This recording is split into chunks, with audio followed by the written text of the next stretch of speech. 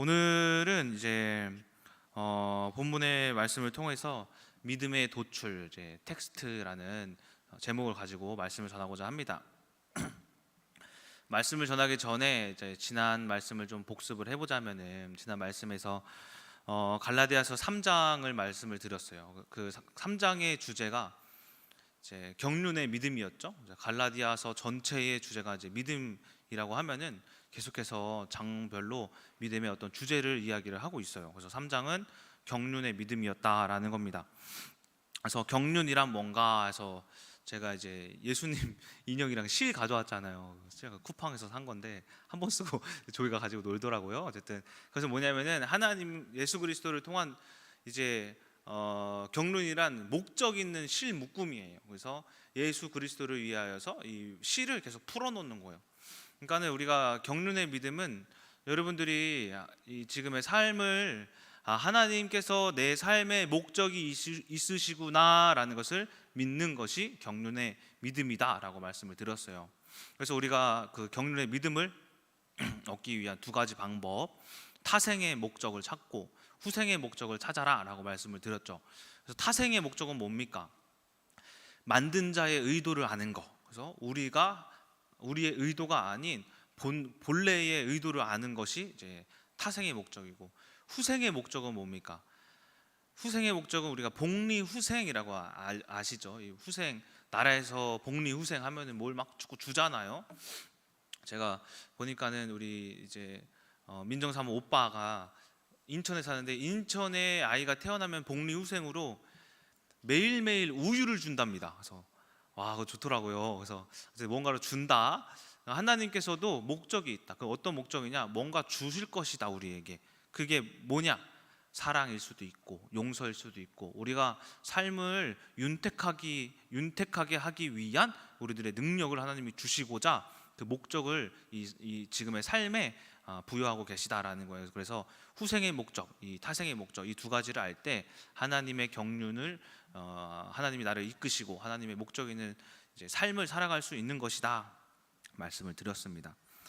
그래서 먼저 오늘 말씀을 통하여서 이제 말씀을 먼저 어떤 말씀인지를 소개하자면은, 이 경륜의 믿음을 가진 자들은 이제 4장 1절에 보면은 그들이 유업을 받는다라는, 그들이 유업을. 그래서 우리는 유업을 받을 만한 자격이 있어도 원래는 우리가 어떤 자였냐라고 소개를 하냐면은 어린아이와 같은 자다라고 해요. 그래서 상속받을 사람도 무작정 저의 조이가 저의 모든 재산을 지금 당장 상속할 수 없잖아요. 그 아이가 어떤 학교에 다니면서 교육을 받는 것과 같이 이 상속을 받을 자들은 아직 상속받지 못하고 어떤 이제 교육자에 의하여서 마치 종된 것과 같이 그들을 이제 따라다닌다. 근데 그것이 우리에게 뭘로 역사했느냐는 율법이 우리가 아직 어린아이였을 때에 교육받은 것이다. 그때는 이 구약의 시대를 말하는 거죠. 하나님이 약속하신 것을 상속받지는 못한다. 그런데 우리가 어떤 자냐라고 이야기하냐면은 6절에 우리가 그리스도를 믿는 믿음으로써 이제 상속되었다라고 하는 거예요. 상속되었다. 그래서 우리는 이 하나님을 뭐라고 이제 부를 수 있느냐? 언제든지 자유롭게 아빠, 아버지라 부를 수 있다라고 말씀을 하고 있는 거예요. 그런데 거기서 이제 또 이야기하는 것이, 그런데 너희들은 이 갈라디아 이제 큰 지역에 쓴 말씀이죠. 모든 지역들이 이제 율법에 자꾸 얽매여 있으니까 너희 지역 사람들은 왜 이렇게 그리스도를 믿는다 해놓고 율법에 얽매이느냐? 그것은 우리가 다시 상속받기 이전에 초등학문으로 마치 종되었던 그 시기로 돌아가는 것과 같다. 그러니까 이제는 새롭게 구원을 받아야 하는데, 그것이 바로 무엇이냐면은 그리스도를 믿는 믿음으로써 구원을 받는다라는 거예요. 그래서 어떻게 구원을 받는가에 대하여서 설명한 말씀이 바로 오늘 읽었던 갈라디아서 4장 22절에서 31절까지의 말씀이, 우리가 이 아브라함처럼 구원을 받아야 한다라고 설명을 하고 있는 거예요. 그래서 오늘 읽은 본문의 말씀이죠. 그래서 이제 쭉쭉쭉 이야기를 해서 이제 우리가 어떻게 구원받는지 설명을 합니다. 그런데 여기서 바울의 의도를 알아야 돼요. 의도. 바울이 왜 아브라함 얘기를 했을까? 이 하갈, 사라, 이 이삭, 이스마엘 이 사람들 이야기를 왜 했을까라는 거예요. 그 이유가 뭐냐면은 읽는 자로 하여금 믿음을 끄집어내기 위함이었다라는 거예요. 설명을 함으로써 구원이 율법 안에 있는 게 아니라 아브라함과 같이 하나님을 믿는 믿음으로써 구원을 받는 것이다 라는 이 믿음을 알려주기 위하여서 무엇을 말한 거냐면은 아브라함의 사건을 이야기를 한 거예요. 그래서 읽는 독자들로 하여금 믿음을 도출해내기 위하여서 사건을 이야기한 것이다 라고 우리가 볼 수가 있다라는 겁니다. 그래서 이제 너희들이 아브라함의 사건을 통하여서 이 믿음을 통하여서 아브라함이 구원받은 것처럼 너희들도 믿음을 통하여서 구원을 받아라 라는 그 의도로서 이야기를 한 것인데, 이 바울이 이제 이 갈라디아서를 통하여서 사건을 이제 작성을 하면서 이야기해낸 방법이 무엇이냐면은 바로 랑그와 파롤의 방법이다라고 이야기를 할 수가 있다라는 겁니다. 그래서 이것에 대해서 말씀을 드리도록 하겠습니다. 그래서 오늘 제목이 믿음을 도출해라라는 거죠. 믿음이라는 것을 여러분 뭐라고 생각합니까? 그냥 믿는다, 그렇죠? 그냥 믿는 거잖아요, 그렇죠? 그런데 믿음이라는 것을 이제 바울은 믿어라라고 하지 않고 사건을 얘기했어요. 사건. 근데 이 믿음을 도출해내는 것은 그냥 단어로서 믿음을 우리가 접목시키는 것이 아니라 믿었던 사건, 믿음으로써 어떤 결과를 맺었던 사건들을 우리가 보는 거예요. 또한 우리가 과거에 경험했던 믿음으로써 어떤 되어졌던 사건들이 또 있잖아요. 그것을 우리가 다시 그 사건들을 기억해내는 거예요. 그것이 바로 도출해낸다라고 하는 겁니다. 그래서 지금의 삶을 우리가 어떻게 이겨낼 수 있냐면은 그냥 믿어서가 아니라 아브라함이 믿었던 그 믿음대로 하면, 우리가 이전에 믿음의 어떤 경험이 있다면, 또 그 성경 외에 우리가 어떤 간증을 들었을 때, 어떤 말씀을 들었을 때의 그 믿음의 방법을 통하여서, 그러니까는 텍스트로서 우리의 믿음이 도출되어진다라는 거예요. 자, 이것을 오늘 말씀드리도록 하겠습니다. 그래서 오늘은 믿음을 도출하는 방법 두 가지에 대하여서 말씀을 드리고자 합니다. 이 방법을 이야기하기 전에 아까 말씀드렸던 이제 랑그와 파롤이라는 이 용법에 대해서 설명할 필요가 있어요. 조금 어려울 수도 있어요. 제가 쉽게 설명을 해드릴게요. 이게 뭐냐면은 스위스의 언어학자 이제 소시르라는 사람이 언어는 이제 두 가지 활동을 한다라는 거예요. 그러니까 모든 언어, 여러분들 이름도 두 가지 활동을 하고, 강대상 뭐 그리고 여러분들이 읽는 이 성경도 똑같아요. 두 가지 활동을 한다라는 거예요. 모든 것이 다 텍스트로 된 건 다 어쨌든 쓰여져 있는 거 말고도 우리가 생각하는 것도 마찬가지예요. 두 가지 활동을 하는 거예요. 그게 뭐냐면은 랑그랑 파롤이래요. 랑그는 뭐냐면은 랑그는 약속된 텍스트예요. 약속된. 예를 들어서 우리가 뭔가 이제 누구한테 선물을 받았어요. 그러면 감사하잖아요. 감사라는 마음 있잖아요, 그렇죠? 근데 여러분들이 감사라는 이 단어가 모두 다 무엇을 받으면 감사하잖아요, 그렇죠? 막 똥을 받지 않는 이상 다 감사하잖아요. 먹을 걸 받고 뭐 여러분 돈을 받고 하면 감사하잖아요. 누가 돈 주면 감사하잖아요. 감사라는 이 텍스트 단어는 랑그예요. 그냥 언어예요, 언어. 약속된 텍스트예요, 약속된. 그래서 한국말로 감사고, 영어로는 이제 뭐 땡큐고, 뭐 그 중국말로 씨에씨에고, 뭐 아리가또, 뭐 그리고 뭐 러시아말 스파시바 하죠. 이게 다 랑그예요. 그래서 감사. 그런데 파롤은 뭐냐면은 감사의 의미예요. 의미. 똑같은 감사인데 약속된 것은 랑그고, 파롤은 의미다. 저는 인생에 감사했던 순간들이 몇 가지 있죠. 예를 들어서 목사님이 중국에서 저를 버리지 않았던 거 감사. 또 이제 사모님과 목사님이 저를 이렇게 패가지고 여호와를 경외하는 어떤 경외심을 주셨던 거에 감사, 그렇죠? 그리고 뭐 많죠. 뭐 감사한 뭐 사건들도 이렇게 많죠. 근데 감사라는 이 한자어, 단어 뭐 의미적으로 오는 게 아니라 감사라는 단어가 저에게는 감사하다라는 것이 사건으로 찾아온다라는 거예요. 이것이 뭐라고 하냐면은 이것을 파롤이라고 하는 거예요. 이게 스위스 말이라서 좀 이렇게 막 파롤이라고 하는 거예요. 파롤도 그냥 약속된 언어니까 그냥 그대로 받아들이시면 돼요. 그리고 또 예를 들어서 한 가지 또 좀 이해를 이제 더 하시기 위하여서 저희 교회에 바울이라는 사람이 3명 있죠. 누구예요? 저의 이름은 이제 이동진이긴 한데 랑그로서 약속된 거죠. 교회 안에서 이 바울이라고. 바울. 저기도 우리 임바울 간사님 계시고 또 한 명 누굴까요? 전바울. 3명이 있어요. 그러니까 바울 하면서 그래서 교회에서 3명 딱 불러놓고 바울아 하면은 셋 다가 네 이렇게 한단 말이에요. 예 한단 말이에요. 그러니까 바울이라는 이름의 랑그를 부른 거예요. 그런데 이 3사람이 바울이라는 이름은 똑같은데 뭐가 다릅니까?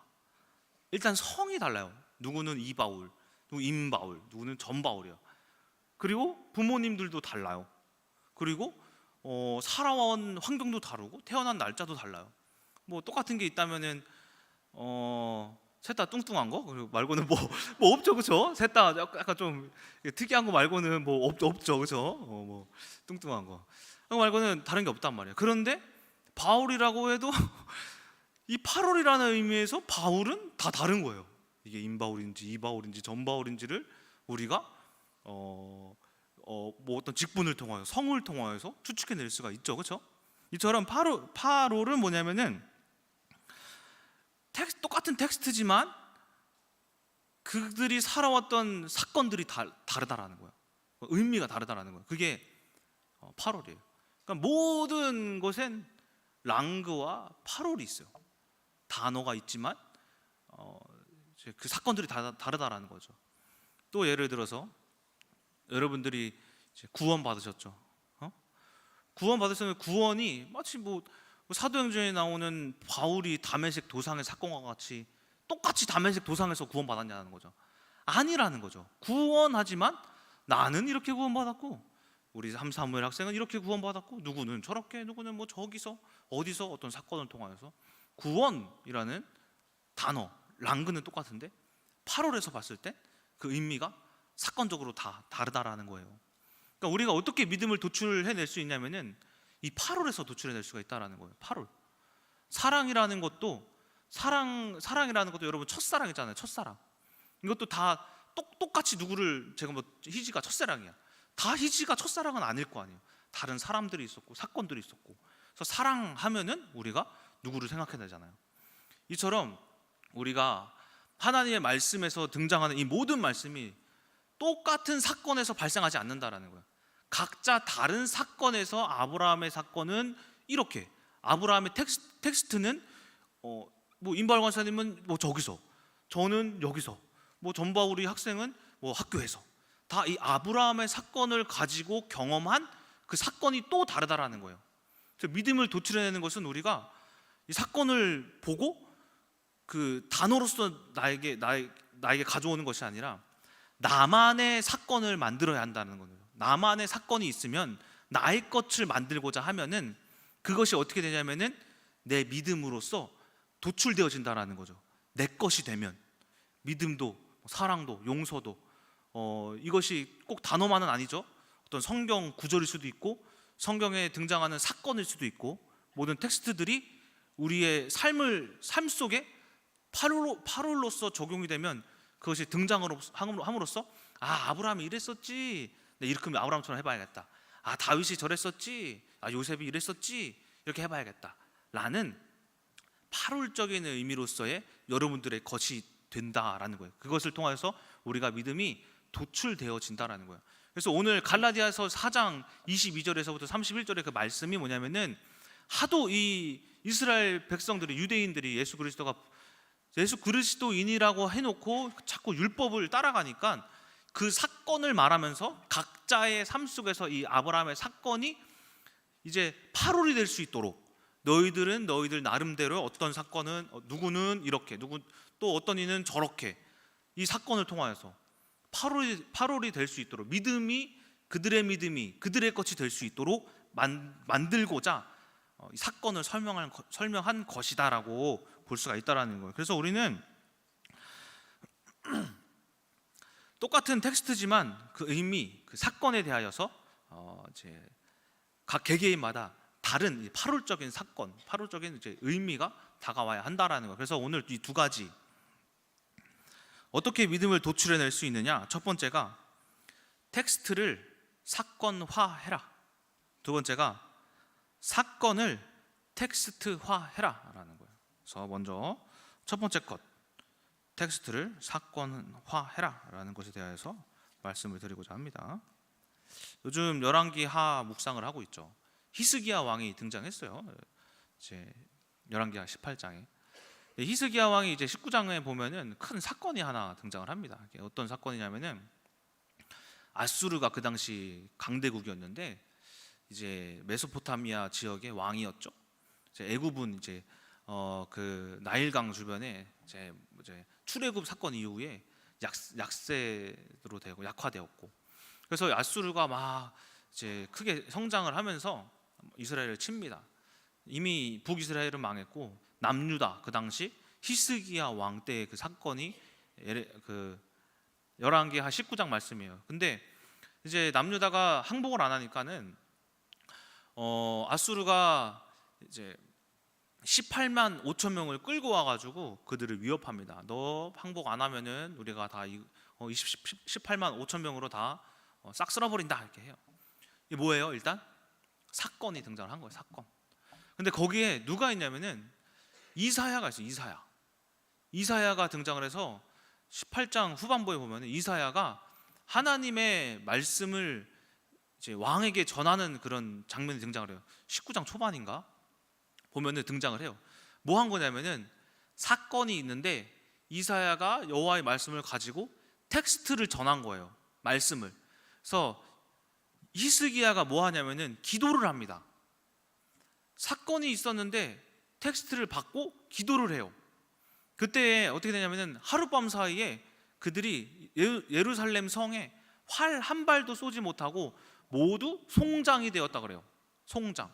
자, 이게 무슨 말이냐면은 우리가 이 첫 번째 방법은 텍스트를 사건화하는 이 방법은 먼저 사건이 먼저 있는 거예요. 여러분들에게 많은 사건들 있죠.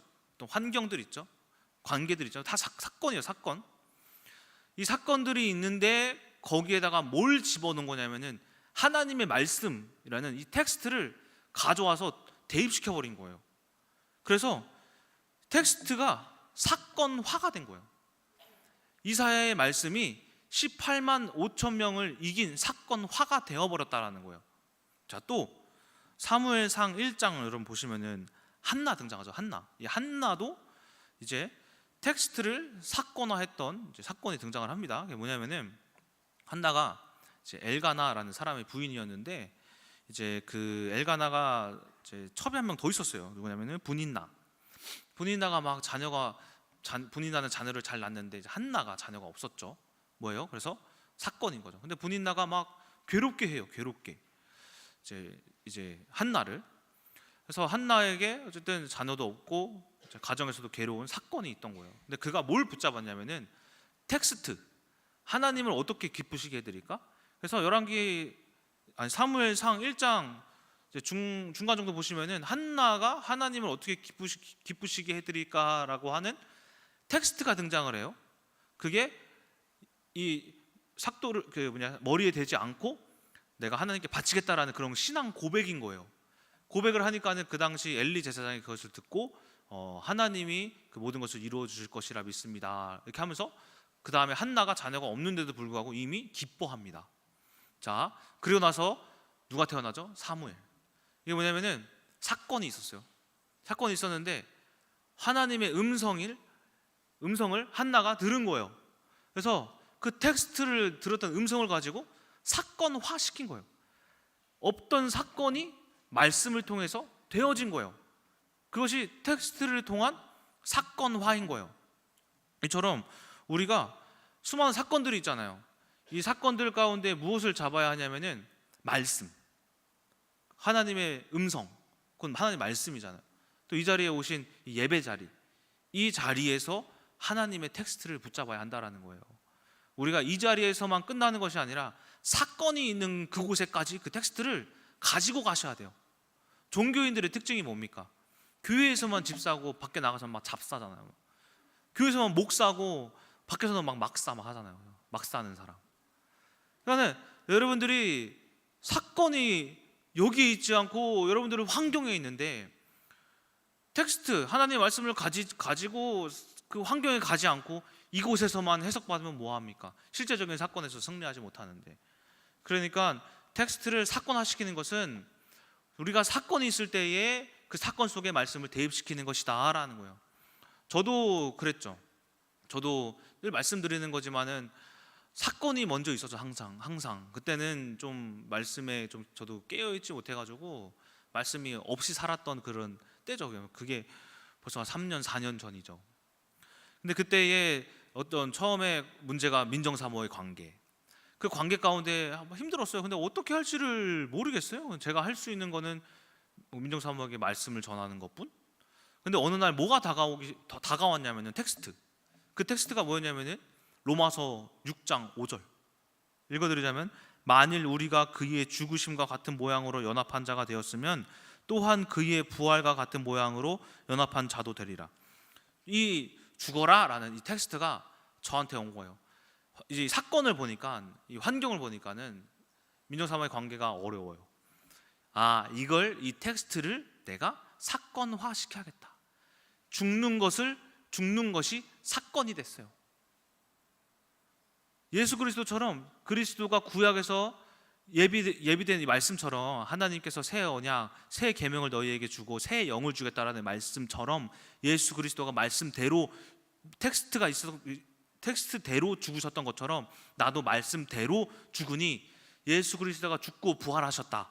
저도 죽으니 가정이 이제는 죽고 새로운 하나님이 부활시켜 주시는 삶으로 변하였다라고 저는 말씀드릴 수가 있어요. 그러니까 이처럼 여러분들이 사건이 있을 때 말씀을 붙잡고 그 사건에 텍스트를 가져오는 거예요. 그 텍스트를 사건화 시키는 거죠. 또 있었죠. 자녀가 없었던 문제도 마찬가지예요. 똑같았어요. 이것도 자녀가 없는데 이걸 어떻게 할까? 11조도 해보고 뭐 1천번제도 해보고, 이제 뭐 난임병원도 갔죠. 결혼한 지 2달 만에 자녀 없어갖고 난임병원 가고, 누구는 막 5년 막 6년 막 이렇게 없는데 막 2달 만에 가고, 막 그렇게 막 맛있는 거 좋아하는 거, 장어, 굴 엄청 먹고, 비타민 A, B, C, D 먹고, 그렇게 하면서 막 어쨌든 그렇게 했죠. 근데 안 생겨요. 뭘 봤냐? 말씀을 봤죠.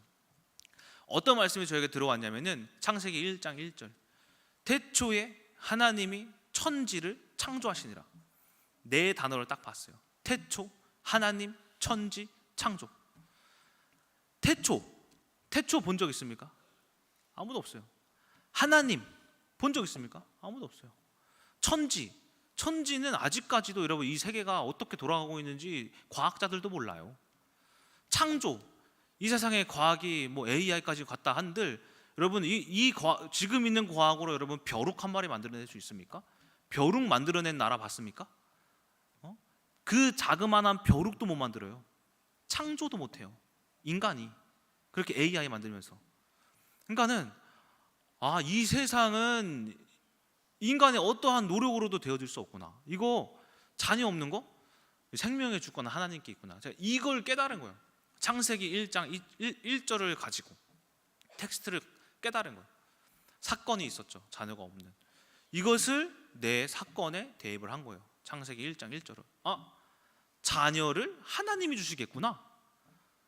한나처럼 내가 불평하고 힘들어할 필요가 없구나. 그 말씀을 깨닫고 자녀가 없는데도 기뻐했어요.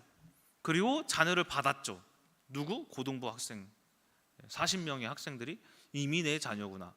와, 이미 나는 하나님으로부터 40명의 자녀를 받았구나. 아브라함에게 약속하신 것과 같이 육신의 자녀가 너의 자녀가 아니라 영적인 자녀가 너의 자녀구나. 고린도전서의 말씀과 같이 세상에 1만 스승은 많으나 한 명의 영적 아비가 없구나. 내가 영적 아버지가 되어야겠구나. 그렇게 해석을 하고 얼마 지나지 않아서 민정사모도 똑같은 해석을 하고 한 달 뒤에 자녀가 생겼어요. 이게 뭡니까? 어떤 사건이 있는데 말씀을, 텍스트를 우리가 붙잡고 삶에 적용시키니 그것이 실제로 히브리서의 말씀과 같이 실상이 되었어요. 그러니까 우리가 믿음을 가지려면은, 우리 삶 속에 믿음을 도출해 내려면은 사건 속에 텍스트를 가지고 그것을 도출시켜야 된다라는 거. 그 텍스트가 도출되었을 때 그것이 믿음이 도출되어지는 과정이 되는 거예요. 이처럼 여러분들이 모든 수많은 사건들이 있죠. 오늘 하루도 사건이 있었고 내일도 있을 것이고 어제도 있었고, 그런데 그 안에서 분명한 하나님의 음성이 있다. 그냥 지나가는 삶이 아니다. 1분 1초가 다 하나님의 음성이다. 잠언 8장을 보면은 어떤 말씀이 등장하냐면은 이제 지혜가 외치는 소리를 들으래요. 그것이 그 지혜가 어디서 외치냐면은 높은 곳에서, 낮은 곳에서, 성문에서, 들에서, 내 거리에서 너희들이 문을 지날 때마다 지혜가 너희들을 부른대요. 우리들을 부른대요. 이 지혜가 뭡니까? 말씀. 우리가 어디 산에 올라가도 내려가도, 우리가 모든 문을, 자동차 문을 탈 때도, 자동차 탈 때도, 여기 문을 지나갈 때도, 화장실을 갈 때도 항상 하나님의 말씀 여러분들을 동지나 다윗아 이걸 깨달아라 소망아 소원아 하나님 이 말씀을 알아라 항상 부르고 있다는 거예요. 텍스트가 항상 여러분들 마음 가운데 하나님의 음성이 여러분들을 부르고 계시다라는 거예요. 우리가 모든 사건 속에 그 텍스트를 붙잡으셔야 한다. 하나님의 말씀을 붙잡으셔야 한다. 그것이 단어일 수도 있고 어떤 잠언의 어떤 짤막한 한 구절일 수도 있고, 아니면은 크게 어떠한 이제 히스기야의 사건과 같이 사건일 수도 있다라는 겁니다. 이것이 첫 번째, 텍스트를 사건화 시켜라라는 겁니다. 자, 두 번째는 뭐냐면은 사건을 텍스트화 시켜라라는 거. 첫 번째와 비슷하지만은 뭐가 다르냐면은 첫 번째 텍스트를 사건화 시킨다라는 것은 사건이 먼저 있던 건데, 이건 조금 더 성장했을 때 할 수 있는 방법이에요. 우리에게 먼저 말씀이 있는 거예요. 텍스트가 먼저 있고 그 다음에 사건이 발생했을 때의 방법이에요. 자, 그래서 이제 이 사건을 텍스트화 한다라는 것은 우리가 이제 말씀이 먼저 있는 거죠. 그러니까 어떻게 보면은 첫 번째 방법을 통하여서 어떤 여러분들이 가지고 있는 말씀들이 있었던 거예요. 저에게 로마서 6장 5절이 있었고, 그리고 창세기 1장 1절이 있었고, 그 외에 고린도전서의 말씀, 여러 가지 말씀이 많이 있었죠.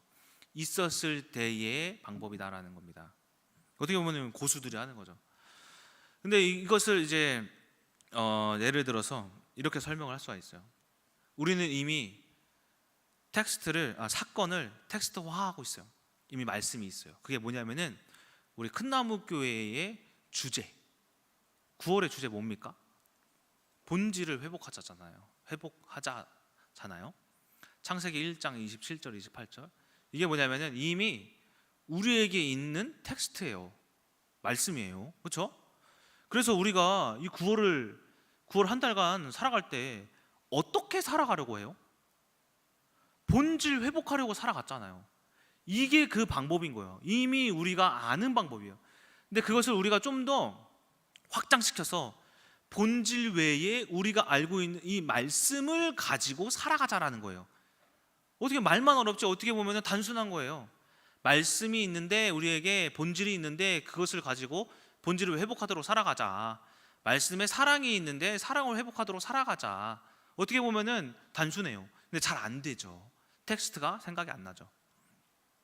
그래서 이처럼 우리가 텍스트가 비록 랑그로서, 본질로서, 그냥 그 한자어의 본질로서 다가왔지만은 그 한자어를 살아가기 위하여서 8월이 되고자 살아왔다라는 거예요. 그것이 사건이 텍스트화 되었다라고 이야기를 할 수가 있다라는 거예요. 그래서 아브라함을 한번 보세요. 아브라함이 창세기 12장이랑 창세기 13장을 말씀을 보면은 하나님이 아브라함에게 찾아오신 말씀이 있어요. 제가 한번 읽어보도록 하겠습니다. 12장 1절 3절 보시면 여호와께서 아브라함에게 이르시되 너는 너의 고향과 친척과 아버지의 집을 떠나 내가 내게 보여줄 땅으로 가라. 내가 너로 큰 민족을 이루고 내게 복을 주어 내 이름을 창대케 하리니 너는 복이 될지라. 너를 축복하는 자에게는 내가 복을 내리고 너를 저주하는 자에게는 내가 저주하리니 땅의 모든 족속이 너를 말미암아 복을 얻을 것이라 하신지라. 자, 아브라함이 그리고 어떻게 살았어요?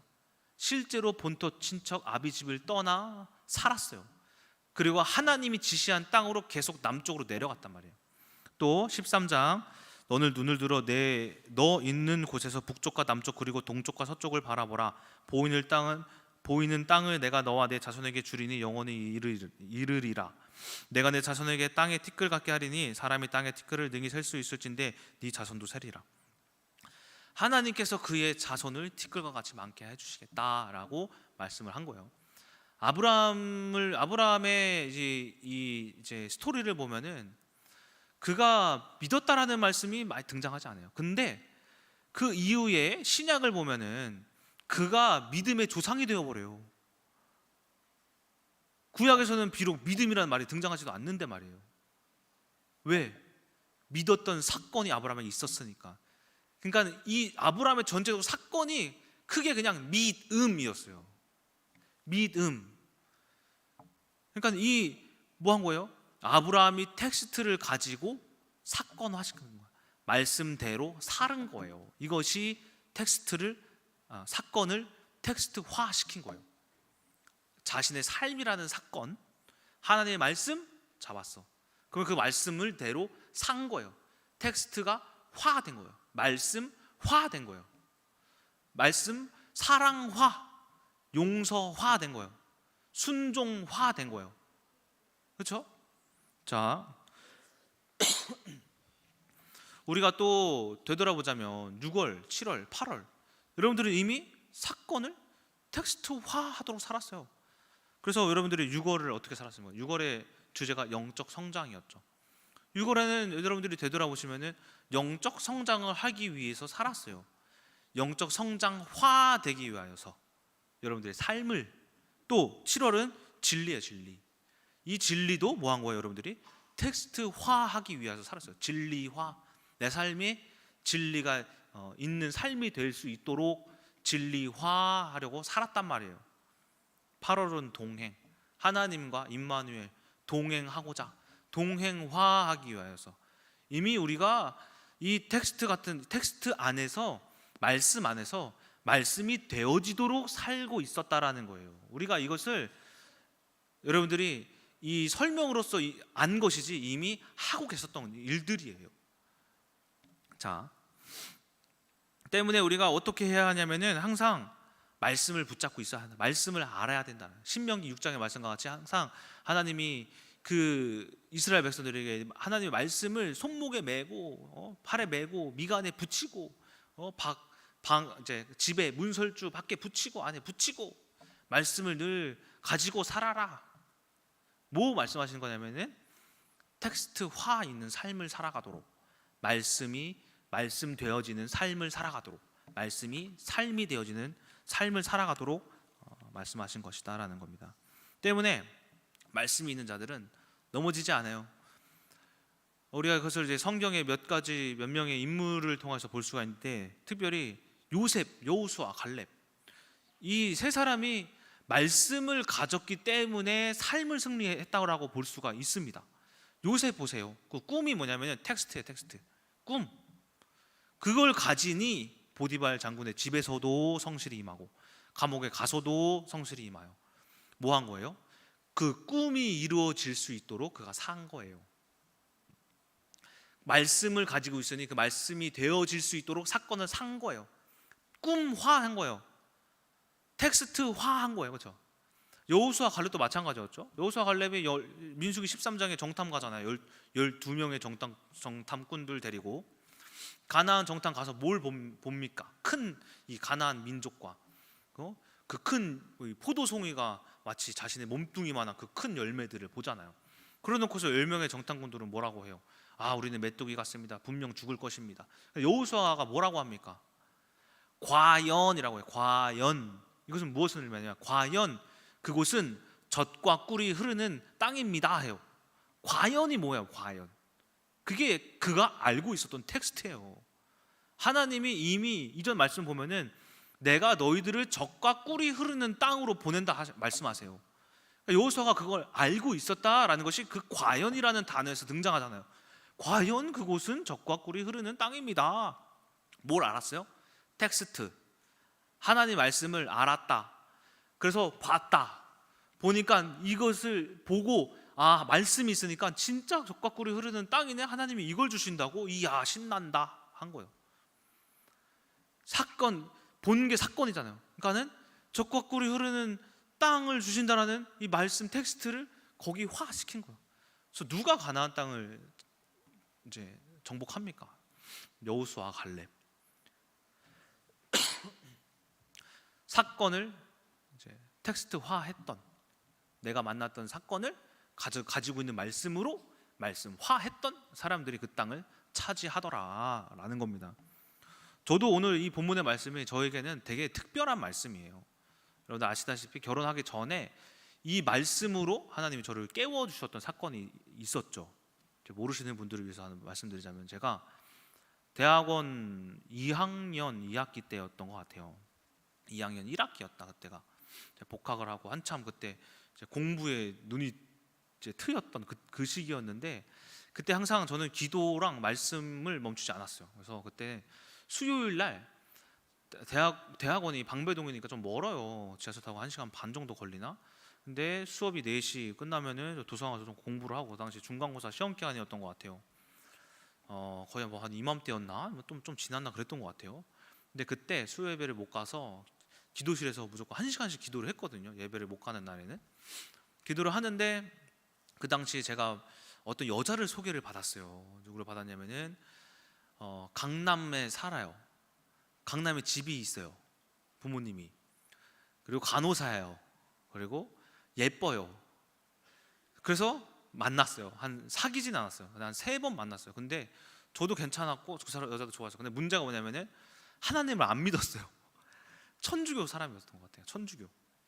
어쨌든 뭐 제 나름대로 그냥 자기 합리화했죠. 그래, 천주교 우리 친척이지 않냐 하면서 막 합리화한 거죠. 어쨌든 뭐 그렇게 해서 그 만났어요. 그래서 어머니 아버지 말씀 안 드리고. 근데 왜 만났냐면은 외로웠어요. 그 당시 이은혜 집사님도 박지훈 집사님이랑 결혼한다고 해가지고 막 날짜 잡고 있고, 저는 평생 모태솔로로 살 줄 알았던 이동주 목사님이 김예진 사모님 만나서 사귀고 있는 그 환경을 보니까 나도, 둘이 또 결혼한다고 하니까 나도 결혼해야 되는데, 이거에 뭔가 그런 막 조급함이 있었던 것 같아요. 그래서 아무나 막 만난 거예요. 그래서 그 시기였단 말이에요. 그런데 그날 기도를 했죠. 어쨌든 수요일 날 그 도중에 기도를 하는데, 제가 너무 이제 저녁도 먹고 이제 식곤증 몰려오잖아요. 저 이제 막 밥 먹으면 무조건 자야 되니까 잠에 이제 뭐 잠을 자는 등 마는 등 뭐 기도하는 등 마는 등 하는데, 어떤 말씀이 팍 들려오냐면, 이게 하나님의 음성인지 꿈인지 환상인지 모르겠는데, 갈라디아서 4장 오늘 딱 이 말씀이에요. 22절에서부터 31절. 너가 기록된 바 아브라함에게는 2 아들이 있었다. 하나는 여종에게서, 하나는 자유 있는 자에게서. 여종은 육체를 따라 낳고 이 자유 있는 자는 언약을 따라 낳았다. 그런데 성경은 무엇을 말하느냐? 육체를 따라 난 그 자를 내쫓아라 라고 한다. 끝. 그게 끝이었어요. 근데 어떻게 몰려오냐면, 내가 지금 하나님이 분명 결혼이라는 것도 하나님께 언약을 잡아서 해야 되는데, 내 힘과 내 의대로 이 천주교 다니는 예쁘고 어쨌든 뭐 돈도 많기도 했고 뭐 또 간호사 직업도 좋은 여자라고 해서 만나려고 했던 이 의가 너 하나님께 내쫓임을 당하고, 그래서 하나님께 유업을 받지 못한대. 너 하나님의 나라의 유업을 받지 못하는 자로 살 거냐, 이걸로 막 몰려온 거예요. 제가 그거에 잠이 순식간에 달아나가지고 지하에는 이제 핸드폰이 잘 안 터져요. 그래서 바깥으로 얼른 뛰쳐나가가지고 그 여자한테 전화를 했어요. 누구누구씨 그만 만납시다. 막 눈물 막 흐르더라고요. 그만 만납시다. 그리고 끝냈어요. 근데 슬펐냐? 아니요. 마음이 더 홀가분했어요. 평안했어요. 기뻤어요. 행복했어요. 하나님이 더 좋은 여자 주시겠구나. 그래서 만나게 민정사모 더 좋은 여자를 만났어요. 그렇죠? 자, 어쨌든 이게 무엇을 말하느냐, 제가 그날 뭘 배운 줄 아세요? 수요일날 신약을 배웠는데 신약 말씀이 갈라디아서 4장 말씀이 있어요. 그때 그날 배웠던 과목이 신약이었어요. 그때 이제 그 교수님이 가르치던 내용이 갈라디아서 4장이었어요. 제가 그날 그 말씀을 들었기 때문에 그날 그 사건 속에서 그것이 텍스트화 되었다라는 거예요. 저는 이 말씀을 통해서 구원받았다고 생각을 해요. 와, 하나님이 이 텍스트를 통해서 나를 구원하셨다. 결혼의 문제에서 구원하셨다라는 거예요. 이처럼 무엇을 말하느냐? 여러분들에게 말씀이 있으면은 그 말씀이 여러분들을 구원한다라는 거예요. 지금의 환경에서 틀린 거 있으면은 바로 잡아주고, 여러분들이 좌로나 우로나 치우치고 있으면은 고든 길로 행하게 하시고, 모르는 거 있으면은 요한복음 14장 26절의 말씀과 같이 여러분들을 가르치시고 말씀을 생각나게 하셔서 하나님이 원하시는 그 곳으로 하나님이 끌고 가신다는 거예요. 이 텍스트가, 내가 알고 있는 그 말씀이, 사건이, 단어가, 뭐 아브라함이든 히스기야든 어떤 사건들이, 이 이야기들이, 스토리들이 여러분들을 이끌어 간다라는 거예요. 그것이 사건을 텍스트화시키는 방법이다라는 겁니다. 그래서 그때 배웠던 게 하나 있어. 아, 말씀 가지고 사는 것이구나. 결론입니다. 제가 이것을 또 하나님의 말씀이 다 이제 우리에게 축복된 말씀도 있기도 하지만 어떤 말씀이 있냐면은 흑암에 대해서도 이야기를 해요. 근데 우리가 이 흑암에 대하여서도 텍스트화를 해서 흑암이 어떤 전략을 가지고 우리들을 속이는지에 대하여서 여러분들이 아셔야 해요. 그것을 제가 오늘 저녁에 체험을 했어요. 또 이제 저녁 시간이 돼가지고 이제 제가 이제 조이가 하원을 하고, 조이가 이제 뭐 놀아주다가 질렸나 봐요. TV를 보여달래요. 그래서 TV를 딱 틀었죠. 유튜브를 이렇게 하는데 이제 TV가 다 부셔가지고 제가 그 모니터 조그만 거 하나 해놨어요. 그래서 해가지고 TV를 딱 보여주는데 거기에 뭐가 나오냐면은 티니핑이 딱 나오는 거예요. 그래서 조이가 이거 볼래 하는 거예요. 그래서 제가 유튜브에서 티니핑 해가지고 검색을 했어요. 근데 이제 민정사모가 그걸 보더니만은 왜 이런 걸 보여주냐 막 그러는 거예요. 그래서 여보, 이런 거 보여주냐, 저거 파산핑인 거 모르냐. 티니핑 한번 봤다가 애들 그거 인형 사달라고 해가지고 그 인형이 막 수백만 가지래요. 뭐 몰라요. 저도 못 봐가지고 모르겠는데 그거 사주다가 집안 파산당한다고 파산핑이래요. 저는 생각나는 거 시진핑밖에 생각 안 나는데, 근데 어쨌든 뭐 파산핑이라고 하는데 이거 왜 보여주냐고 뭐라고 하는 거예요. 근데 저는 제 생각으로는 똑같은 영상 보는 거 티니핑이든 무슨 하추핑이든 뭐 똘똘이 보여주든 뭐 똑같잖아요. 뭐 베베핀 보여주든 똑같잖아요. 똑같은 영상이잖아요. 상관없다고 생각을 했는데 저거는 안 된다 하니까는 알았다 하면서 이렇게 하는데 막 뭐라고 하는 거예요. 자꾸 저한테 저런 거 함부로 애들 보여줄 게 있고 안 보여줄 게 있고 막 뭐라고 하는데 저도 조금씩 좀 짜증 나더라고. 알았다고, 미안하다고, 그만하라고 하는데 무슨 생각이 드냐면은 제가 항상 설교할 때는 항상 설교 말씀 생각하고 있죠. 그래서 애기한테 조이한테 TV 틀어줘도 설교 말씀을 생각하고 있었단 말이에요. 근데 막 민정사모가 막 뭐라고 하는데 거기서 뭐가 딱 느껴지냐면은 텍스트, 무슨 텍스트가 보여지냐면은 흑암은 뭐 합니까? 이간질에서 뭐 합니까? 요한복음 10장 10절의 말씀이 되어지게 하잖아요. 뭐예요? 요한복음 10장 10절 말씀. 우리의 거 도둑질한다고, 부부 금술 도둑질하고, 사랑 도둑질하고, 우리의 가정의 평안 도둑질하고, 화평 도둑질하고, 경제 도둑질을 하잖아요. 이 말씀이 텍스트로 다가온 거예요. 그래서 제가 그 자리에서 말했어요. 여보, 우리가 지금 잘못을 따질 때가 아니고 이 환경을 보라고.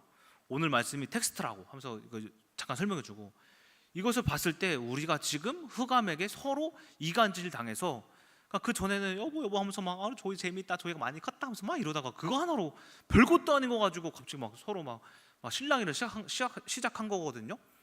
그러니까 여보, 흑암을 보라고. 이렇게 우리 속이려 한다고. 이거 여보도 잘못한 거고 내가 잘못한 거고, 내가 잘못했다면 내가 잘못했다고 할게. 그러니까는 우리가 속지 말자라고 뭘 한 거냐면은 흑암의 전략도 텍스트로 알고 있으니 속지 않았다라는 거예요. 그래서 저 여보 예배 갔다 올게 다 풀렸어요. 여보 잘 갔다 와. 무슨 말이냐? 우리가 텍스트를 알아도 하나만 알지 말고 다 알자고요. 하나님이 우리에게 가르쳐 주신 말씀도 알지만은 이 흑암이 여러분들을 어떻게 속이고 있는지에 대한 흑암의 전략도 우리가 텍스트화해서 내가 어떤 이 상황에는 흑암이 나 혈기내게 만드는 거구나, 흑암이 나를 시기하게 만드는구나, 나를 우울하게 만드는구나, 나를 불안하게 하는구나, 불평하게 하는구나 라는 흑암의 전략도 알자라는 겁니다. 하나님의 말씀은 모든 방면에서 없는 곳이 없다라는 것입니다. 자, 마무리를 맺겠습니다. 자, 이처럼 우리가 어제 랑그와 파롤에 대하여서 우리가 많은 성경의 단어들이 있지만은 그것을 단어로 보는 것이 아니라 그 단어를, 이 문장을 어떻게 하면 나만의 것으로 만들까? 어떻게 하면은 이 삶에서 그것을 사건화시키고 이 말씀이 진실이 될 수 있도록 텍스트화 시킬까? 라는 여러분 생각을 하시기 바랍니다. 히브리서 4장 12절 말씀 읽어드리고 마치겠습니다. 하나님의 말씀은 살아있고 활력 있어 좌우의 날선 어떤 검보다도 예리하여 혼과 영과 및 관절과 골수를 찔러 쪼개기까지 하며 또 마음의 생각과 뜻을 판단하나니 지으신 것이 하나도 그 앞에 나타나지 않음이 없고 우리의 결산을 받으시리에 눈앞에 만물이 벌거벗은 것 같이 드러나느니라. 아멘. 하나님의 말씀은 활력 있고 살아있다는 거예요. 말씀이 이 안에 죽어 있는 게 아니라 여러분 생각과 마음 속에 살아 움직인다라는 거예요. 이것이 항상 여러분들 삶 속에 여러분들에게 믿음을 도출해내기 위하여서, 말씀을 믿게 만들기 위하여서 뭘 하냐? 환경에 사건을 주신다. 이 사건을 우리가 어떻게 이겨야 하느냐? 하나님의 이 말씀이 등장함으로써 믿음을 도출해야 한다. 이 말씀이 곧 믿음이다.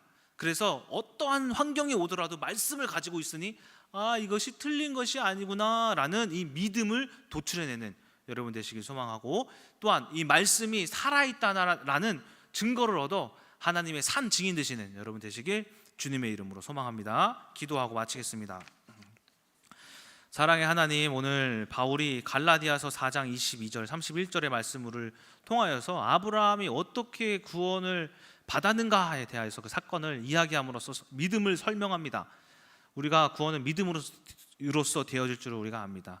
또한 우리가 아버지 하나님 성경에 많은 말씀이 있을진데 그것이 우리가 말씀으로 남아있는 것이 아니라 이것이 우리들의 삶이 되게 하여 주시옵시고, 삶의 사건화가 되게 하여 주시옵시고, 이 말씀이 텍스트화 되게 하여 주셔서 하나님의 말씀이 단 하나도 죽어있는 것이 아니라 살아있는 말씀으로서 아버지 하나님 이 큰나무교회 모든 성도님들이 하나님의 산 증인이 되어지는 성도님들 되게 하여 주시옵소서. 살아계신 예수 그리스도의 이름으로 기도드렸습니다. 아멘.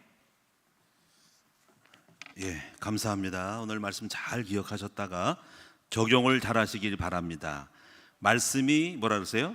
사건화, 사건이 텍스트화. 이 사건이 텍스트하는 거는 좀 약간 고급스러운 수준 높은 사람이라는 거죠. 들으면서 생각나는 게 하나 있어요. 제가 이제 어떤 생각이냐면은 잠언서 25장 15절에 보면은 어린아이의 마음에는 미련한 것이 얽혔으니 징계하는 채찍이 이를 쫓아내리라 하는 말씀이 있거든요. 저는 이제 그 생각이 있어. 그래서 아이들에게는 미련한 것이 있어. 그래서 미련한 놈들에게는 몽독의 약이다, 이렇게 생각을 해요. 그래 그 생각을 하고 항상 이제 뭐 하냐면 아이들의 미련한 게 있으니까 집에다가 뭘 갖다 냐면은 이 자를 갖다가 어릴 때는 초등학교 때는 자를 갖다 놓고 사랑의 배라고 딱 갖다 놨어. 중학교 고등학교 때는 그거 가지고 안 되겠더라고. 그래서 야구방망이를 하나 갖다 놨지. 야구방망이는 나무 야구방망이는 좀 너무 아프고 그래서 그 스텐으로 된 야구방망이가 있어요. 그걸 갖다 놨지 이제. 그래가지고 이제 딱 있는데 이제 제 마음은 이제는 미련한 놈이 있으니까 이건 좀 패야 된다는 생각을 하고 있는 거야. 딱 걸렸지. 가지고 그냥 했잖아요, 그렇죠? 고맙다고 하잖아요, 그렇죠? 고맙다고 했죠, 그렇죠? 고맙지. 예. 그때 안 폈으면은요 한문 생기는 거야. 지금도 저는 그래요. 예, 어린 아이들 보면은 이 생각이 들어. 참 부모가 좀 잡아다가 좀 접해지 저걸 생각을 하는 게 있어.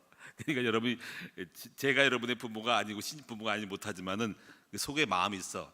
저걸 저렇게 내버려 두나?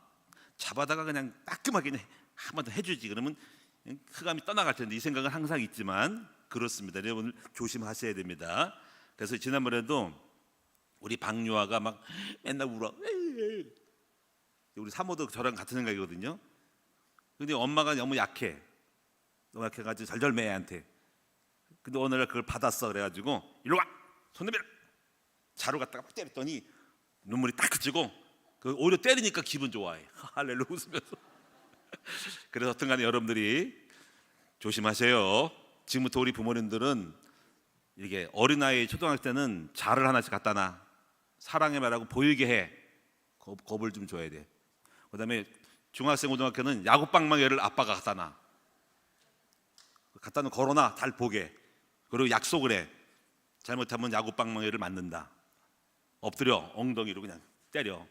또 합의 보자 이거 각 써서. 왜냐면 애들이 또 신고도 하더라고요.